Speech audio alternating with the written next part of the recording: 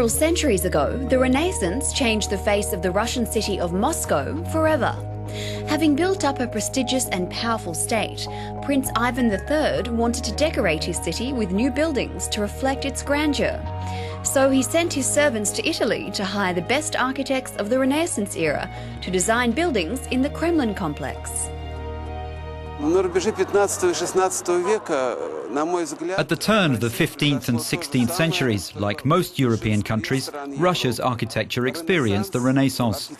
Here in the Kremlin, we can see the characteristics of different facets of the Italian Renaissance: Venetian, Bolognese and Milanese.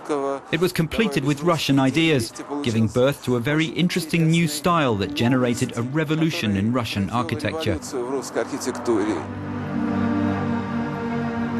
The Kremlin's Dormition Cathedral was built by Bolognese architect Aristotel Fioravanti. Some researchers think he was chosen by Princess Sophia, Ivan III's second wife.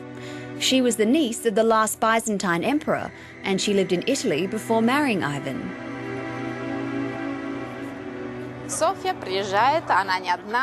When Sophia arrived in Moscow, she was not alone. She brought with her a large entourage. We know that the main Kremlin cathedral was in a very bad state, and nobody knew how to reconstruct it. It was likely Sophia's idea to search for an architect in Italy. Fioravanti refused to reconstruct the dilapidated cathedral. Instead, he opened a brick factory and used the new materials to construct a new building, skillfully combining the Orthodox demands of the client with the latest Renaissance innovations. Some scholars believe he not only created the Dormition Cathedral, but also began the construction of the Kremlin walls. Most of the Kremlin walls and towers were built by Pietro Antonio Solari and Marco Ruffo from Milan. Solari and Ruffo constructed the Palace of Facets, a small part of the Grand Palace that has not been preserved. Both architects are known in history under the common last name Friesin, which is how the Muscovites called those who came from Italy.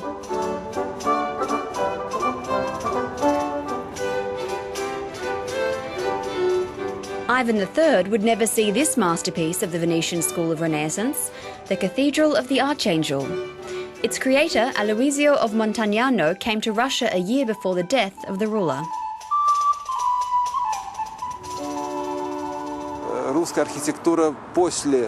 After Italian architects worked in the Kremlin, Russian architecture became more joyful, more bright, more picturesque.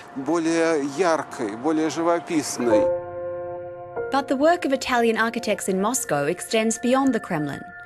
This so-called tent-roof stone church in Russia was constructed in the summer residence of the Russian rulers at Kolomensko, which is now part of Moscow. We know a little about its creator, Pietro Annibale, who, like many other Italian architects, never left Russia.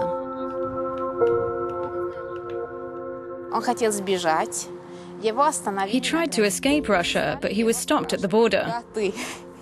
He was questioned, and the documentation from that interrogation has survived, which gives us some insights into him.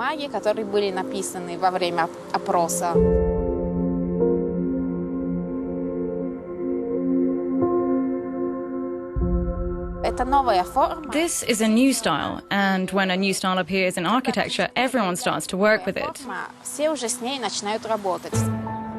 Like many researchers, Federica believes that the new style inspired the creator of Russia's most famous cathedral, located in Red Square. St. Basil's Cathedral is composed of 9 churches, and the central one has the same tent-roof form. The name of the architect is still unknown.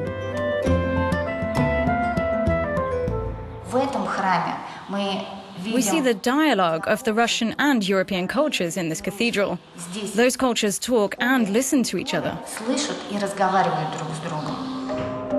There were dozens of Italian architects who came to Russia from Renaissance Italy. Could one of them perhaps have been the creator of this masterpiece? The secret remains a mystery, one that may never be solved.